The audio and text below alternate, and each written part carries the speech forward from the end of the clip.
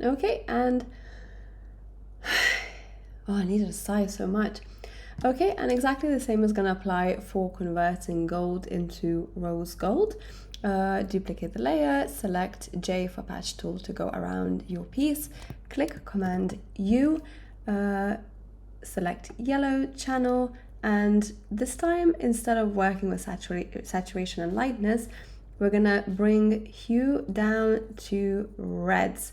So ideally you have the piece, the rose gold piece that you are converting to in front of you, so you can compare the shade of rose gold so it matches the natural shade as much as possible, because just like normal regular yellow gold, you know, there's so many different types of rose gold and different shades of rose gold as well. Oh my god, my tongue is like tired of talking.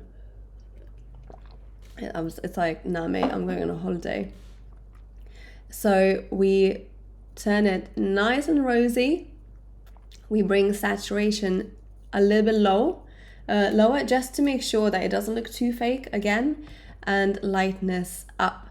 So again, hopefully this would match your rose gold that you want to go for. Sometimes people love to increase the saturation, which I don't like doing that at all.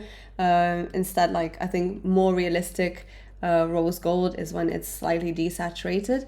We click enter, and there we go, we got it. If we're still not happy with it, we can go Command U and still play around with reds or yellows, like, you know, wherever floats our boat the most.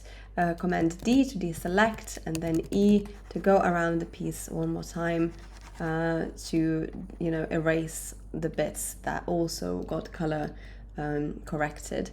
Ideally, you know, if you see that the green shade is a little bit different in the converted file, go on E again, 100, and just brush over simply just the green bits to bring back the 100% original shade back.